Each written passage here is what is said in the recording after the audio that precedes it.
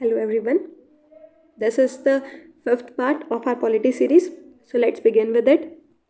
Question number 17th. यहाँ amendments दिए हुए हैं, उनका हमें बताना है कि करेक्ट मैच है कि नहीं है. ठीक है, तो सबसे पहले देख लेते हैं options. All of the above options नहीं है, कोई भी दो सही है इनमें से. तो पहले देखते हैं. 91st constitutional amendment act 10th schedule के लिए है. ठीक है, मैंने आपको बताया था जो 10th शेड्यूल है वो ऐड हुआ था 1985 के आसपास राजीव गांधी गवर्नमेंट के टाइम पे. ठीक है, तो उस टाइम ऐड हुआ था. ये एंटी डिफेक्शन से रिलेटेड है. और ये जो 91st कॉन्स्टिट्यूशनल अमेंडमेंट एक्ट है, इसके टाइम पे क्या किया था कि इसी शेड्यूल 10 में इन्होंने ऐड कर दिया था कि मतलब ये इस अमेंडमेंट से नहीं हुआ था हालांकि, बट इस अमेंडमेंट से क्या ऐड किया था इन्होंने ये ऐड किया था कि लोकसभा की जितनी स्ट्रेंथ है उसका 15% से ज़्यादा नहीं होने चाहिए council of ministers along with PM. मतलब पीएम और काउंसिल ऑफ मिनिस्टर्स मिला के लोकसभा का 15% से ज़्यादा नहीं होना चाहिए. अरे बात समझ में. तो ये अमेंडमेंट था, तो ये बिल्कुल सही है. सेकेंड देखते हैं. 71st constitutional amendment act 8th schedule. ठीक है, ये लैंग्वेजेस वाला है और इसमें बहुत सारे अमेंडमेंट्स हुए हैं. कम से कम 4 अमेंडमेंट तो हुए ही हैं. ठीक है, जिसमें से जैसे 14 लैंग्वेजेस थी हमारी और अब कितनी है 22. तो ये पॉसिबिलिटी ज़्यादा है इसके सही होने की, बट फिर भी मेरे हिसाब से फर्स्ट और सेकंड ये दोनों सही है. 71st से हुआ है ये. और 71 फर्स्ट से कौन कौन से ऐड हुई थी मेरे हिसाब से मैं बताती हूँ. कोंकणी, मणिपुरी और नेपाली.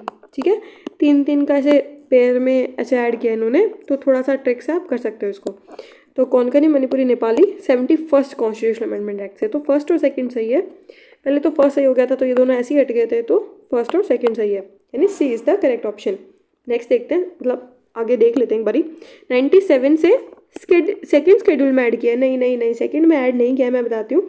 ये कोऑपरेटिव सोसाइटी से रिलेटेड है.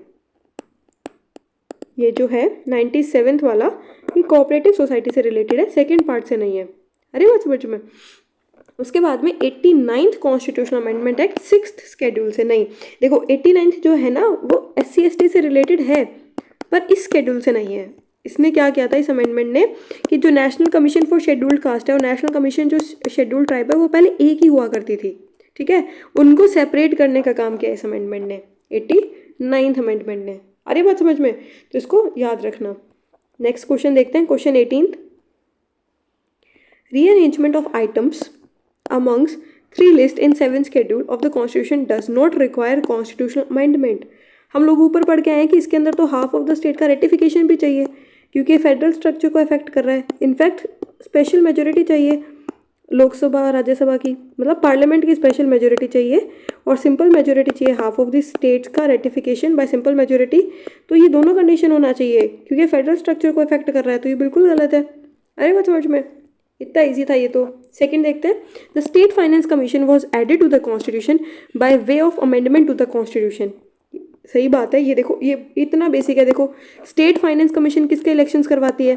पंचायती राज, म्यूनिसिपैलिटीज़. ठीक है, उनके इलेक्शन का करवाने का काम किसका है? स्टेट फाइनेंस कमीशन का. और ये कब ऐड हुए थे? अमेंडमेंट से 1993 में, 73rd और 74th अमेंडमेंट से. ठीक है, यही थे अमेंडमेंट्स जिनसे ये ऐड हुए थे. जब यही बाद में ऐड हो रहे हैं तो फिर ये कमीशन पहले कैसे आ गया? तो ये बाद में अमेंडमेंट से ही ऐड किया है कॉन्स्टिट्यूशन में. तो B is the correct answer. ठीक है, नेक्स्ट देखते हैं. Consider the following statements about 42nd constitutional amendment act. ठीक है, 42nd किसके बारे में? वही मिनी कॉन्स्टिट्यूशन जो इंदिरा गांधी के टाइम पे हुआ था. फिर भी देखते हैं कितने क्वेश्चन, कितने स्टेटमेंट्स है. 3 है और all of the above option है इसमें. ठीक है, तो देखो अब. The act made provision for establishment of administrative tribunals. ठीक है, तो ये सही बात है. उस टाइम मैं बता रही हूँ ना आपको कि ये मिनी ट्रिब्यूनल, मिनी कॉन्स्टिट्यूशन है. ठीक है, इसमें बहुत सारे चेंजेस किए गए थे. आपको बस याद रखना है मोटा मोटा कि इंपॉर्टेंट कौन से थे. तो जैसे ये एडमिनिस्ट्रेटिव ट्रिब्यूनल वाला इंपॉर्टेंट है. ठीक है, तो ये ऐड किया गया था इसमें, तो इसको याद रखना कि भाई हाँ ये बाद में ऐड किया है और इसी अमेंडमेंट से किया है. सेकेंड देखते हैं. पहले तो अपना फर्स्ट सही हो गया तो इसको हटा देते हैं. The act did away with the requirement of quorum in the parliament and the state legislature. ठीक है, इसमें ऐसे बताती हूँ मैं. एक है ना क्वारम सेट होता है कि इतने लोग प्रेजेंट होंगे. ठीक है, फिर पार्लियामेंट या स्टेट लेजिस्लेचर रन करेगा. ठीक है, एटलीस्ट इतनी प्रेजेंस तो होनी चाहिए. 10% है अभी, तो 42nd अमेंडमेंट से ये हटा दिया गया था, ठीक है, कि अब कोरम नहीं चाहिए, कोई आएगा तो आए, नहीं आए तो नहीं आए, ठीक है, कि बेसिक रिक्वायरमेंट नहीं चाहिए। जो अपने टीचर्स कहते हैं ना एक भी बच्चा आएगा तो मैं ज़रूर पढ़ाऊंगी, तो वो वाली बात है कि इसमें कोई मिनिमम रिक्वायरमेंट नहीं रखी थी उन्होंने, कितने लोगों का आना ज़रूरी है कि नहीं है। तो ये वाला जो प्रोविज़न है ये 42nd अमेंडमेंट से आया था, पर इसको हटा दिया था 44th अमेंडमेंट से। मैंने आपको बताया था कि इसमें बहुत सारे ऐसे चेंजेस थे, 42nd के बहुत सारे चेंजेस इसमें चेंज कर दिए थे 44 वाले में, ठीक है, क्योंकि दोनों अपोजिट गवर्नमेंट थी, ठीक है, ये वाली कांग्रेस गवर्नमेंट थी इस टाइम पे और ये वाली नॉन कांग्रेस गवर्नमेंट थी। तो जब गवर्नमेंट चेंज हो रही है तो उन्होंने इसके प्रोविजंस भी बहुत सारे रिवर्स कर दिए थे। अरे बात समझ में? तो सेकेंड वाला सही है, फर्स्ट सेकेंड दोनों सही है। थर्ड देख लेते हैं, फर्स्ट सेकेंड दोनों सही है तो इसको हटा दो। थर्ड देखते हैं, it deleted the right to property from the list of fundamental rights and made it only a legal right. ऐसे कह रहे हैं कि फंडामेंटल राइट इस अमेंडमेंट से हटा था, नहीं ये वाला, एक सेकेंड, ये जो है फंडामेंटल राइट से ये 44th अमेंडमेंट से हटा था, 42nd से नहीं हटा था, ये बात याद रखना, 1978 में। अब अपन ऐसे सोचेंगे बहुत सारे चेंजेस इंदिरा गांधी के टाइम पे हुए हैं, 42nd से हुए हैं, तो ये भी 42nd में हुआ होगा कि प्रॉपर्टी राइट उन्होंने हटा दिया होगा, पर नहीं नहीं, ये गलत है, ये 44th से हुआ था। याद रखना ये चीज़, ये थोड़ा सा इंपॉर्टेंट है, चीज़ को याद रखना कि राइट टू प्रॉपर्टी जो है वो डिलीट हुआ था और इसको लीगल राइट बनाया था 44th अमेंडमेंट से 1978 में, ठीक है। तो हमारा थर्ड गलत है, तो हमारा करेक्ट आंसर क्या है? First and second. आगे बात समझ में। Question number 20, consider the following statement regarding constitutional amendment bill when it is passed by both houses of the parliament, ठीक है, 4 सेंटेंस है, ऑल ऑफ द अबव कहीं ऑप्शन नहीं है। देखते हैं, the president must give assent to the bill, ये सही है। हमने पढ़ा था कि इंदिरा गांधी के टाइम पे इन्होंने अमेंडमेंट कर दिया था, आई थिंक 24th अमेंडमेंट से ये इन्होंने ये लाए थे 1971 में। 24 से इन्होंने किया था, मैंडेटरी है कि प्रेसिडेंट को एसेंट देना ही पड़ेगा कॉन्स्टिट्यूशनल अमेंडमेंट बिल को, ठीक है।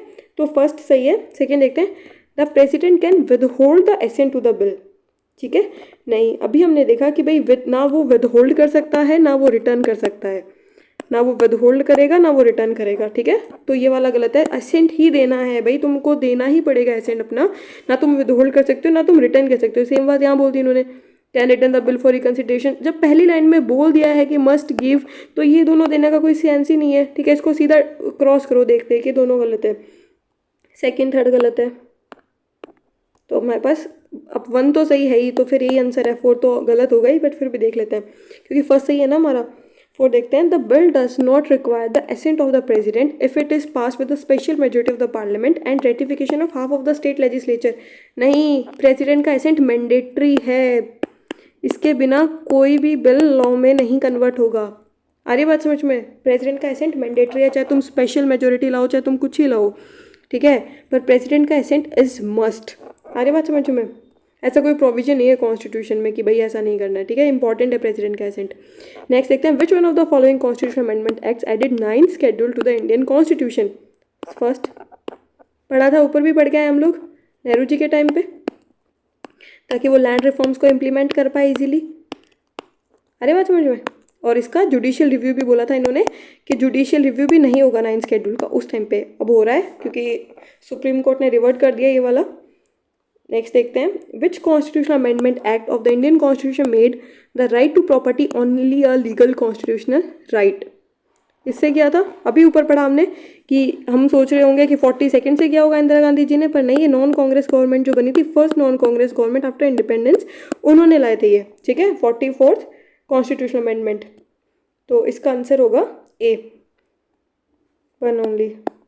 वैसे ये देने का क्या सेंस है यहाँ पे, एक सेकेंड, 73rd, इतना ही तो पूछा है इन्होंने, शायद इन्होंने ये बाय मिस्टेक दे दिया, बट इसमें आंसर 1 ही होगा, ठीक है।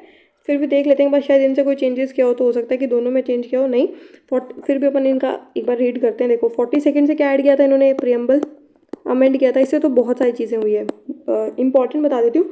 जैसे प्रियम्बल ऐड किया था और ये एडमिनिस्ट्रेटिव ट्रिब्यूनल्स ऐड किए थे, DPSP में भी उन्होंने वो किया था चेंजेस, ठीक है, तो इससे बहुत चेंजेस है। 73rd से क्या था, पंचायती राज, और 34th अमेंडमेंट से इन्होंने क्या किया था, ये लैंड रिफॉर्म एक्ट्स, ठीक है, कुछ ऐड किए थे इन्होंने लैंड रिफॉर्म एक्ट्स, और कहाँ ऐड किए थे, 9th शेड्यूल में। आ रही बात समझ में? तो ये कुछ कुछ है, इनको याद कर लेना, पर ये वाला जो है ये 44 से गया था, इस चीज़ को याद रखना, कंफ्यूज मत होना 42 और 44 में। 23rd देखते हैं, consider the following statements with reference to private member bill.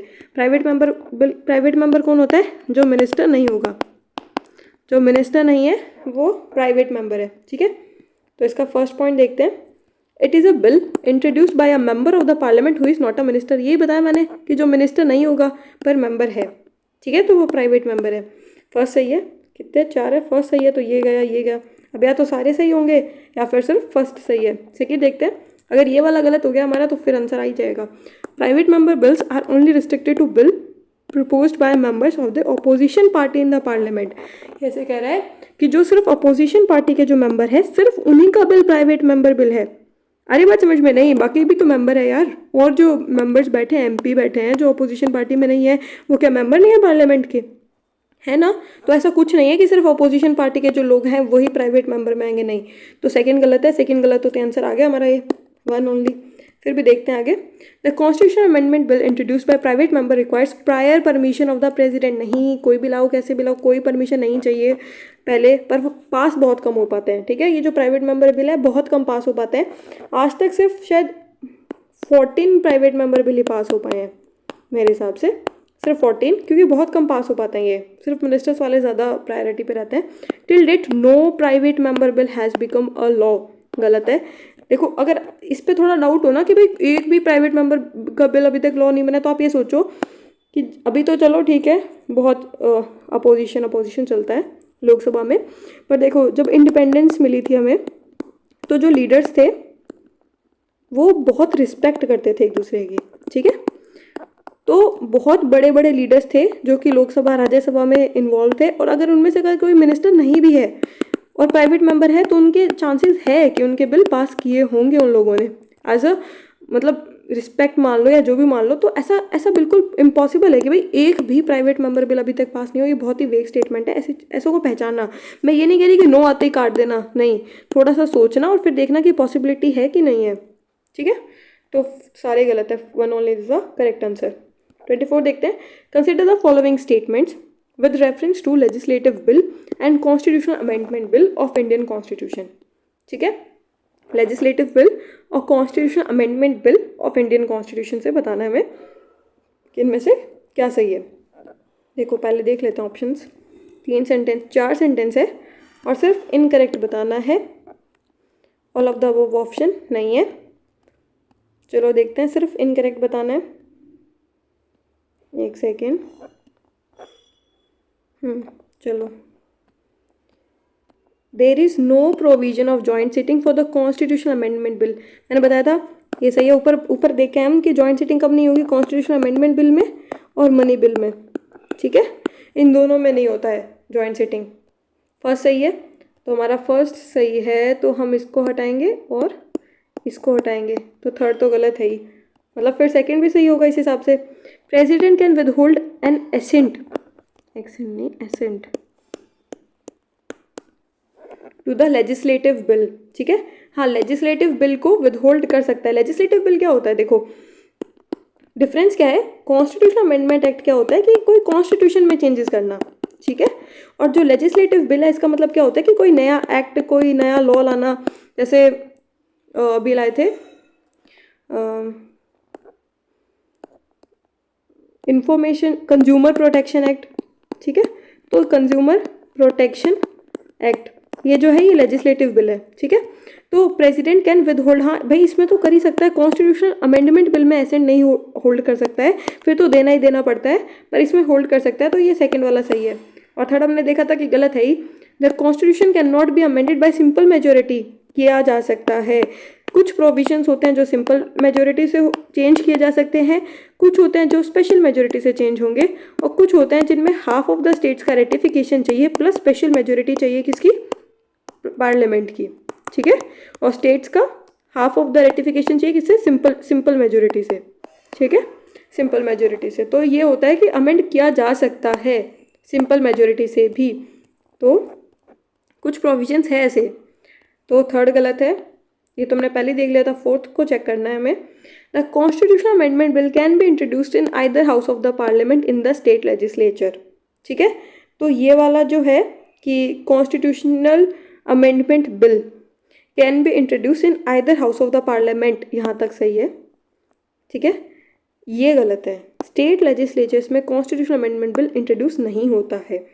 तो ये यहाँ से ट्रिक कर गया। पता है मैं इसको सही करने वाली थी अभी, ये मैंने नोटिस नहीं किया, फिर बाद में मैंने इसको दोबारा रीचेक, जब मैंने पढ़ा रीचेक किया तब मेरे को पता लगा कि भाई एंड इन स्टेट लेजिस्लेचर, ये कंफ्यूज करने के लिए ही लिखा इन लोगों ने।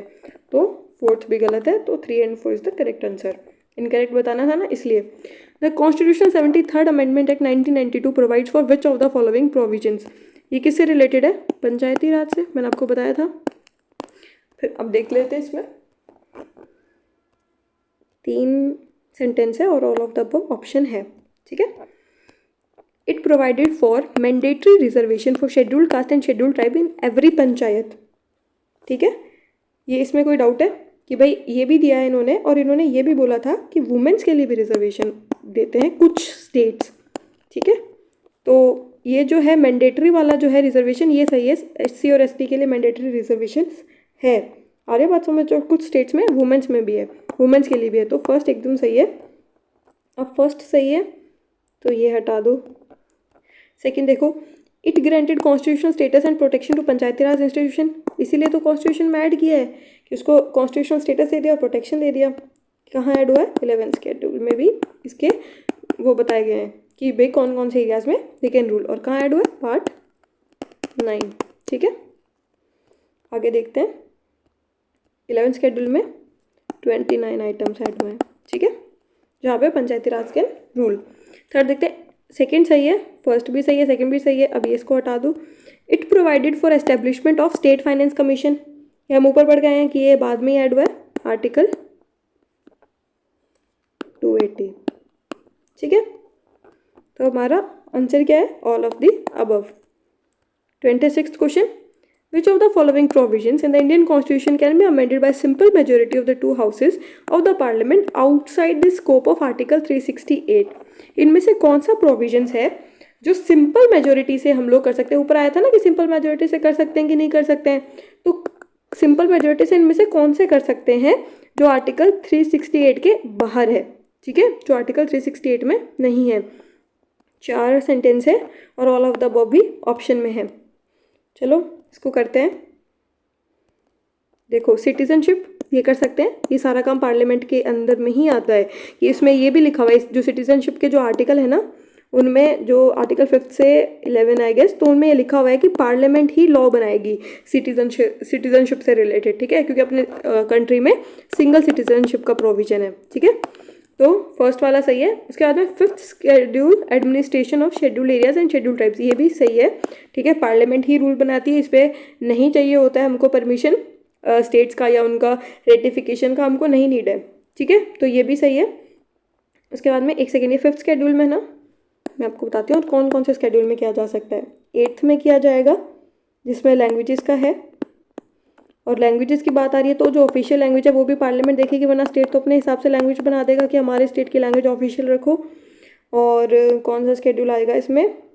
अभी एक सेकेंड, सुप्रीम कोर्ट की ज्यूरिसडिक्शन को एक्सटेंड करने के लिए। ठीक है, और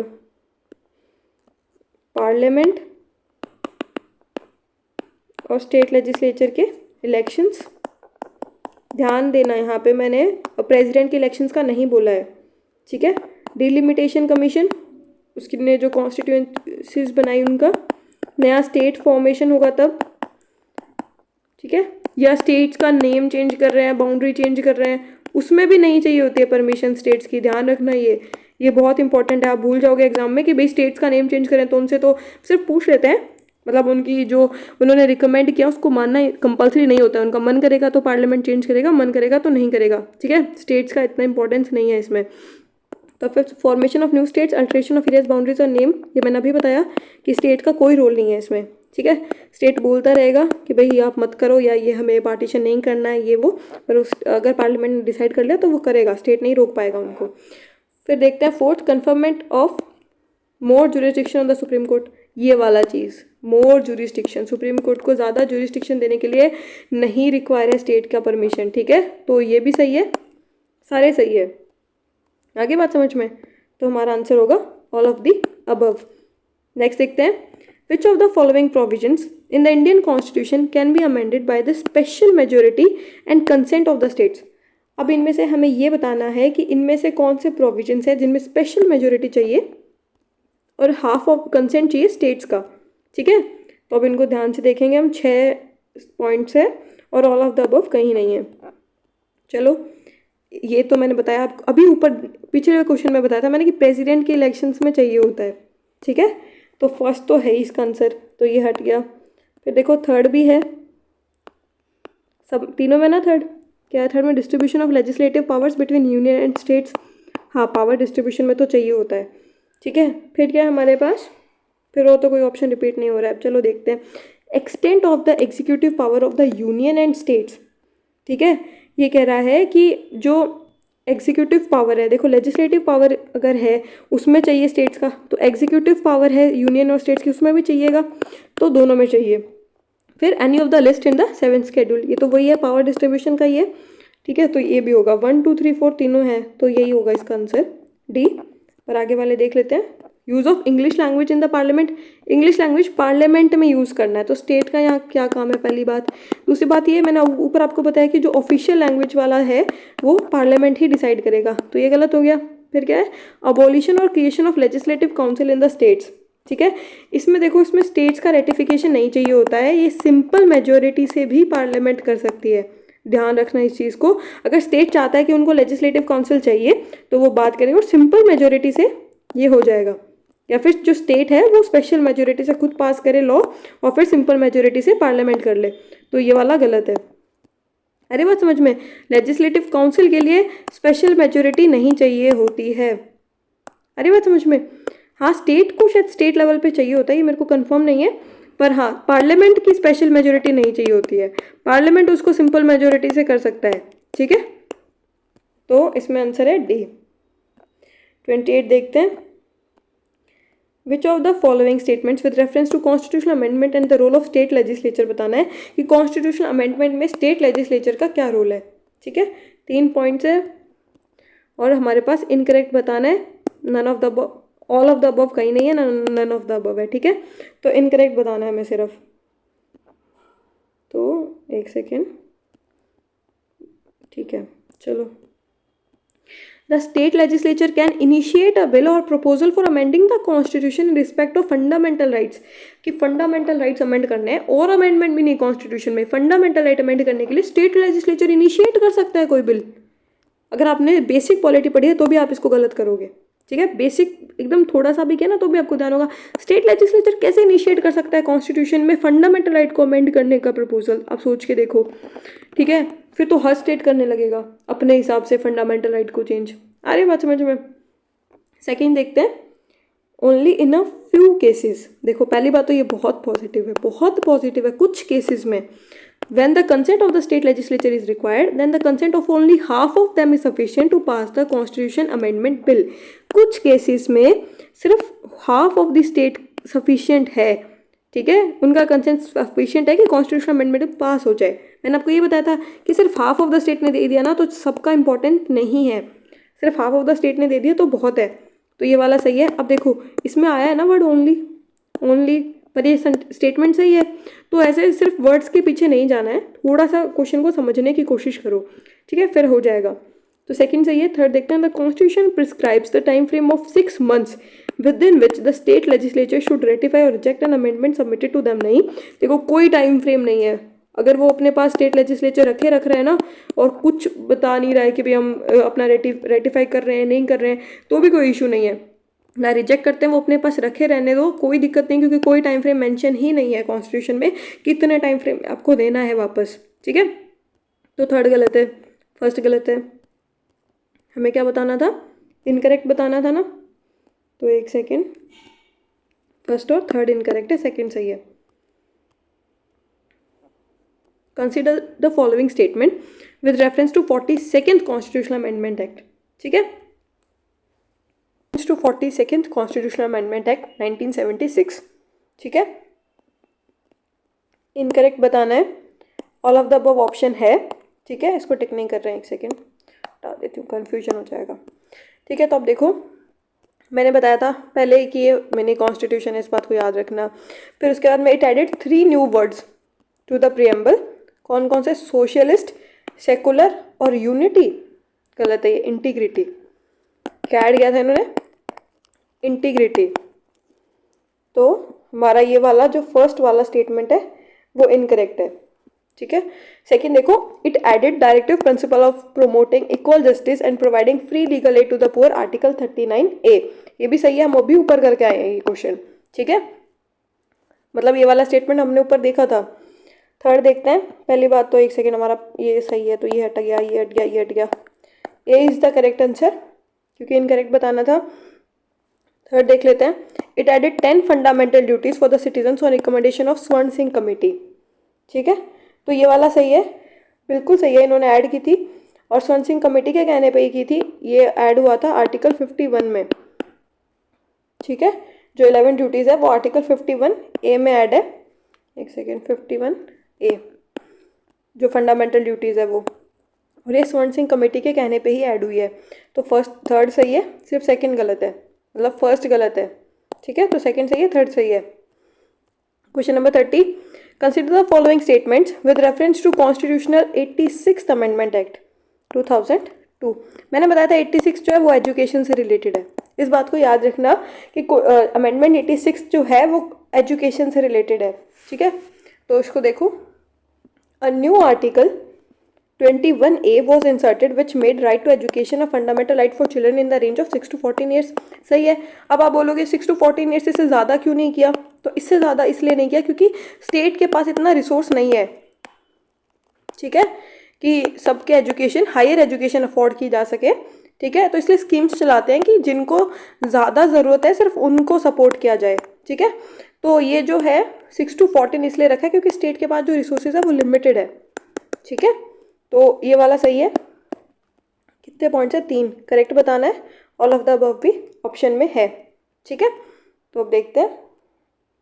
it made education for all childrens below 6 years a directive principle of state policy. इसने ऐसे बोला है कि जो 6 years से नीचे हैं उनका जितनी भी एजुकेशन है वो डीपीएसपी में रखा है। तो ये सही बात है कि ये भी रखा है डीपीएसपी में, और फंडामेंटल ड्यूटीज़ में भी इन्होंने ऐड किया है 11th ड्यूटी।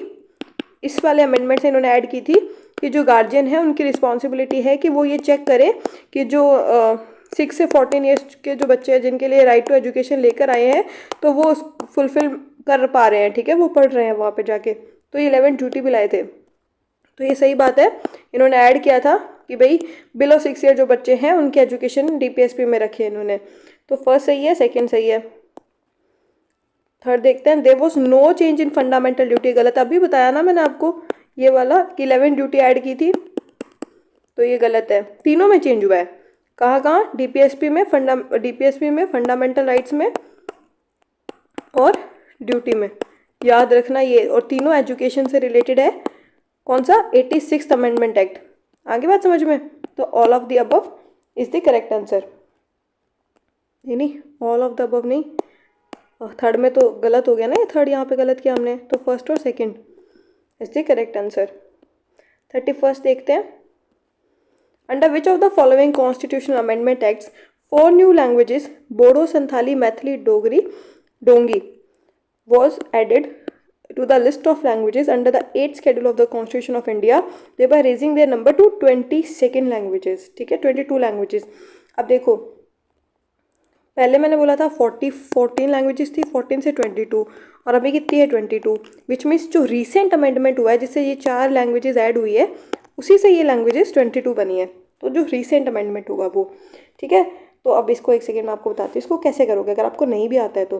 52, ठीक है, यानी राजीव गांधी के टाइम पे, उस टाइम 22 हो गई होती। अभी रिसेंट में अमेंडमेंट हुए हैं तो ये गलत है। ठीक है, बहुत रिसेंट में अमेंडमेंट हुआ है तो ये तो बहुत पुराना अमेंडमेंट है। अगर उस टाइम पे हुआ होता, ये हुआ था तकरीबन 1985 के आसपास। ठीक है, 52, जिससे ना 10th शेड्यूल ऐड किया गया था, वो एंटी डिफेक्शन लाए थे ना राजीव गांधी के टाइम पे, तो ये वो है 52 वाला। तो ये वाला गलत हो गया। अब सेकंड गलत है, अब देखो ये 4 लैंग्वेजेस पूछी है और 4 न्यू लैंग्वेजेस एडेड, ठीक है। तो हो सकता है कि 92 और 99 दोनों से दो दो करके इन्होंने लैंग्वेज ऐड की हो, पर देखते हैं। आप देखो 99 अगर आपको याद है तो मैंने आपको बताया था कि भाई स्नेक एंड लैडर में सबसे बड़ा स्नेक 99 पे होता है, और ये पार्लियामेंट ने क्या किया कि जुडिशरी को आउट करना चाहा, मतलब उसको साम खिलाना चाहा, तो 99 पे क्या आया था, national judicial appointment commission act आया था। मैंने बताया था आपको ये ट्रिक याद करने की, ठीक है। तो ये वाला गलत है, इससे नहीं हुआ था ये। तो फर्स्ट सेकंड गया, फोर्थ गया, अब बच्चा क्या, फर्स्ट और थर्ड। अब देखो 69th कॉन्स्टिट्यूशनल अमेंडमेंट एक्ट, ये अगर आपको याद है तो इसको देखो, ये यूनियन टेरिटरी है ना दिल्ली, उससे रिलेटेड है, NCR दिल्ली, ठीक है। तो उससे रिलेटेड है 69th। अरे बात समझ में, तो हमारा आंसर क्या आया, first. 92nd constitutional amendment act से ये चारों ऐड की गई थी, बोडो, संथाली, मैथिली, डोंगी, ठीक है। कौन से वाले अमेंडमेंट से, 92nd अमेंडमेंट एक्ट, और ये कब हुआ था, 2003 में। अरे बात समझ में। नेक्स्ट देखते हैं 32nd constitutional amendment act. 44th Amendment to the Constitution of India introduced an article placing the election of the Prime Minister beyond judicial review, ठीक है। ये कह रहा है 44th अमेंडमेंट से प्राइम मिनिस्टर के जो इलेक्शंस है वो बियॉन्ड जुडिशियल रिव्यू रखे गए थे। नहीं, ये कहाँ से रखे गए थे, ये 42nd अमेंडमेंट से रखे गए थे, इंदिरा गांधी जी के टाइम पे। अगर आपको थोड़ा बहुत आपने हिस्ट्री पढ़ा है, पोस्ट इंडिपेंडेंस पढ़ा है, तो आपको पता होगा कि इंदिरा गांधी जी के जो इलेक्शंस थे ना, उन पर कॉन्ट्रोवर्सी चल रही थी कि उनके इलेक्शंस फ्री एंड फेयर नहीं है, ठीक है।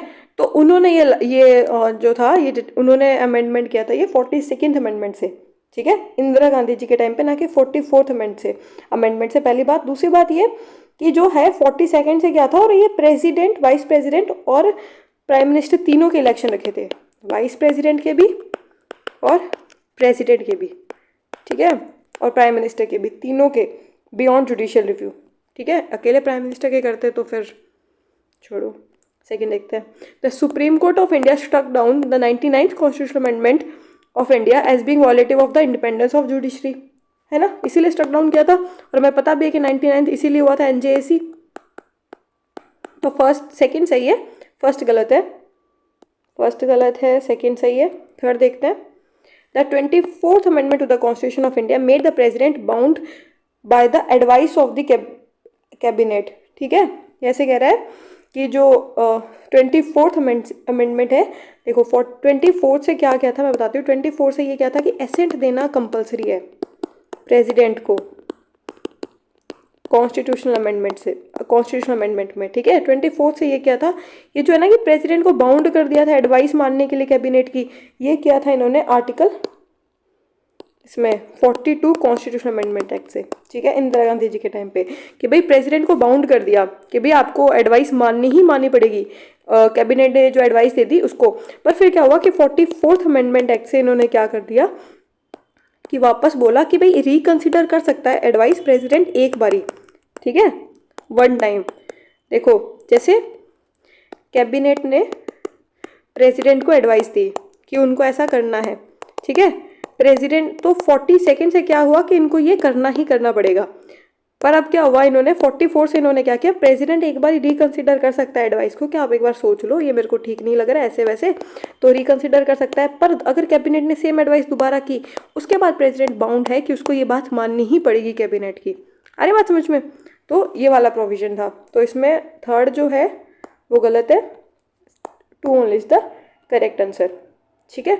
ये थर्ड, हाँ सेकेंड ही सही था ना, सिर्फ ये हमने गलत किया, ठीक है। 33rd देखते हैं। 9th schedule was introduced in the Constitution of India during the Prime Ministership of course Jawaharlal Nehru. First constitution amendment act, land reforms, कितनी बार पढ़ चुके हैं हम लोग ये सिर्फ क्वेश्चंस में रिपीट हो गया इतनी बार कि आपको रट जाएगी ये चीज़ें। नेक्स्ट क्वेश्चन देखते हैं, बहुत बड़ा लग रहा है ये तो। 34 अमेंडमेंट है, उन्हें मैं बताना है कौन सा सही है, चारों के चारों सही नहीं हो सकते हैं, तो चलो देखते हैं। कोंकणी, मणिपुरी, नेपाली, ठीक है, हमने ऊपर ये अभी जस्ट किया था हमने ऊपर ये कि कोंकणी, मणिपुरी, नेपाली ये लैंग्वेजेस ऐड हुई है। तो एक तो ऊपर हमने पढ़ा था 92nd वाला, एक second, 92nd constitutional amendment act जो 2003 में हुआ था, ठीक है। उसमें 4 लैंग्वेजेस ऐड हुई थी जो अभी हम ऊपर पढ़ के आए, कौन सी? बोडो, संथाली, मैथिली, डोंगी, ठीक है। तो ये ऐड हुई थी 4। और ये 71st कॉन्स्टिट्यूशनल अमेंडमेंट से कौन सी ऐड हुई है? कोंकणी, मणिपुरी, नेपाली। ये रिपीटेड क्वेश्चन है, अभी जस्ट किया है हम लोगों ने, ठीक है। तो ये 71st से ऐड हुई है तीनों, तो ये याद रखना कि ये वाला क्वेश्चन सही है, 71st और 92nd, ठीक है। 92nd से 4 और 71st से 3। उसके बाद में इसको ऐसे याद कर लो, रुको अपन ट्रिक बनाते हैं। 71st से कोंकणी, मणिपुरी, नेपाली, 92nd से बोडो, संथाली, मैथिली, डोंगी, ठीक है। कोंकणी, मणिपुरी, नेपाली, मणिपुरी, नेपाली पास पास, और बोडो, संथाली, मैथिली, डोंगी। संथाली मैथिली फ्रेंड्स है, उस हिसाब से आप अपने हिसाब से जैसे आपको ठीक लगे आप वैसे कर लेना, ठीक है। तो ये वाला सही है, फर्स्ट हमारा सही है, तो इसको हटा देते हैं। सेकंड देखते हैं, 104th constitutional amendment act provided constitutional status to the national commission for backward classes, ठीक है। इससे हुआ था ये हुआ था 102nd से, ठीक है। 101 क्या था? GST, 102nd OBC, 103rd क्या था? EWS। मैंने आपको बताया था ये कि भाई EWS पहली कैटेगरी, मैं आपको ट्रिक भी बताई थी इसको याद करने की। पहली SC ST OBC, second category women, और थर्ड वाली कौन सी? EWS। और वैसे ऐसे भी याद कर सकते हो, EWS 3 लेटर्स है और 103rd कॉन्स्टिट्यूशन, और OBC BC यानी सेकंड 2 लेटर्स है। तो ये 102nd से हुआ था, 104 से नहीं हुआ था, तो ये गलत है। तो 104 से अगर ये नहीं हुआ है प्रोविजन, तो 104 से क्या हुआ था वही मैंने आपको ऊपर भी बताया है। आप फिर अगर भूल गए हो तो मैं आपको याद दिला देती हूँ। 104 से क्या गया था, ये जो SC ST की जो रिजर्वेशन है उसको एक्सटेंड किया था। रिजर्वेशन लाए नहीं थे, रिजर्वेशन ऑलरेडी है, उसको 10 ईयर्स के लिए और एक्सटेंड किया था। और ये प्रोविजन हमने क्यों रखा था? क्योंकि अगर कभी ऐसा आ जाए कंट्री में कि भाई अब रिजर्वेशन की ज़रूरत नहीं है, सब इक्वालिटी आ चुकी है, तो ये रिजर्वेशन हटा दी जाए, ठीक है। ये रिजर्वेशन परमानेंट नहीं है, ये एक्सटेंडेबल है, इसको हम एक्सटेंड करते रहते हैं, ठीक है। तो ये क्या था 104 कॉन्स्टिट्यूशनल अमेंडमेंट एक्ट से। अब आ गया 52nd से, ये सही है, एंटी डिफेक्शन लाए थे हम राजीव गांधी के टाइम पे। इतनी बार पढ़ चुके हैं हम लोग 52nd 1985 में, ठीक है। तो फर्स्ट सही है, थर्ड सही है। तो अब क्या आया? फोर्थ तो देख लेते हैं। 101 GST अभी बताया मैंने आपको, ऊपर ये रहा, ठीक है। तो ये भी सही है। 134 तीनों सही है, तो D is the correct answer. 35 देखते हैं, प्रोसीजर ऑफ द अमेंडमेंट, उसके रिगार्डिंग हमें बताना है। 3 पॉइंट्स है और all of the above option नहीं है, खत्म होने वाला है चैप्टर, ठीक है। An amendment of the constitution can be initiated only by the parliament, ये सही बात है। अब यहाँ पे ओनली आ गया तो कुछ लोग इसको गलत करने लग जाएंगे, नहीं, ये ओनली इन्होंने ऐड इसलिए किया था कि आप कंफ्यूज हो जाओ कि ओनली है तो इसको गलत मारो, नहीं, ये बिल्कुल सही है। पार्लियामेंट में इनिशिएट नहीं होगा तो कहाँ होगा? आपके घर में या मेरे घर में? नहीं ना, यहीं होगा पार्लियामेंट में। उसके बाद में देखो, in case of a disagreement between the 2 houses there is a provision of holding a joint sitting for the passage of the amendment bill. नहीं, इतनी बार पढ़ा है हमने ये चीज़ कि कॉन्स्टिट्यूशन अमेंडमेंट बिल में और मनी बिल में जॉइंट सिटिंग्स नहीं होती है, ठीक है। तो सेकंड गलत है। थर्ड देखते हैं, the president can not reject the amendment bill passed by the parliament, ठीक है। तो ये वाला भी हमने किया था कि अमेंडमेंट से ये किया था कि एसेंट देना ही पड़ेगा, president must give his assent, ठीक है। तो पार्लियामेंट प्रेसिडेंट रिजेक्ट नहीं कर सकता है कॉन्स्टिट्यूशनल अमेंडमेंट बिल को, ठीक है। तो थर्ड भी सही है, फर्स्ट भी सही है, फर्स्ट और थर्ड सही है, सेकंड गलत है, ठीक है। तो अब इसमें नेक्स्ट देखते हैं हम 36th question, which of the following provisions of the constitution can be amended by simple majority of the parliament, ठीक है। सिंपल मेजोरिटी चाहिए। अबॉलिशन और creation of legislative council in the states, ये मैंने आपको बताया था कि जो लेजिस्लेटिव काउंसिल्स है इनको बनाने के लिए सिंपल मेजोरिटी से काम हो जाता है पार्लियामेंट में, स्पेशल मेजोरिटी नहीं चाहिए होती है, ठीक है। तो फर्स्ट सही है, तो ये हटाओ पहले। फिर देखो, directive principle of state policy, ठीक है, ये नहीं, देखो directive principle of state policy fundamental rights, fundamental duties, ये जो है वो इंपॉर्टेंट पार्ट्स में आता है, ये आर्टिकल जो 368 है उसके अकॉर्डिंग, ठीक है। तो इनको स्पेशल मेजोरिटी से अमेंड किया जाता है, ये सिंपल मेजोरिटी से नहीं होगा, ठीक है। उसके बाद में यूज़ ऑफ इंग्लिश लैंग्वेज, ये सही बात है, ये सिंपल मेजोरिटी से हो जाएगा, इसमें स्पेशल मेजोरिटी नहीं चाहिए, ये ऑफिशियल लैंग्वेजेस की बात हो रही है यहाँ पे। तो first and third is the correct answer. 37 देखते हैं। With reference to the Indian Constitution, which of the following are considered as parts of basic structure of the Indian Constitution? With reference to the Indian Constitution, which of the following are considered as part of basic structure? अब देखो basic structure है, supreme court का invention है। Basic structure जो word है वो कहीं mention नहीं है कॉन्स्टिट्यूशन में, ना किसी स्टैट्यूट में, कहीं मेंशन नहीं है ये, ठीक है। और ना सुप्रीम कोर्ट ने खुद ने डिफाइन किया कि बेसिक स्ट्रक्चर क्या है, बस वो हर केस बाय केस बेसिस पे बताता रहता है कि भाई ये बेसिक स्ट्रक्चर है, ये बेसिक स्ट्रक्चर है, कहीं ऐसे प्रॉपर नहीं बताया है, ठीक है, कि ये बेसिक स्ट्रक्चर है, पर केस बाय केस बेसिस पे हमें पता है कि ये बेसिक स्ट्रक्चर में आता है, ठीक है। तो अब हम देख लेते हैं। देखो पहली बात तो all of the above option नहीं है, यहाँ पे 4 पॉइंट्स है, और जो सबसे आपको पॉजिटिव चीज़ें लग रही है उसको हमें छांटना है, ठीक है। वेलफेयर स्टेट, कोई डाउट है इसमें कि वेलफेयर स्टेट नहीं होगा, बेसिक स्ट्रक्चर ऑफ कोर्स होगा। सेकुलर करेक्टर होगा कॉन्स्टिट्यूशन का, ये भी बेसिक स्ट्रक्चर का पार्ट है, ठीक है। पावर ऑफ सबऑर्डिनेट कोर्ट्स, इसको थोड़ा सा होल्ड पे रखना, ठीक है। इफेक्टिव एक्सेस टू जस्टिस, ये भी पॉजिटिव है, ये भी पॉजिटिव है, ये भी पॉजिटिव है। इसमें पावर की बात कर दी, एक सबऑर्डिनेट कोर्ट की पावर की बात, ठीक है। तो ये गलत है यहाँ पे, ये बाकी जो है 3 है ये बहुत पॉजिटिव है। Secular character, welfare state, effective access to justice, तो फर्स्ट सेकंड एंड फोर्थ है, और ये गलत है पावर ऑफ सबऑर्डिनेट कोर्ट्स वाला, ठीक है। तो ये चैप्टर हमारा फिनिश हो गया। नेक्स्ट चैप्टर प्रीएम्बल है, हम नेक्स्ट वीडियो में करेंगे, ओके।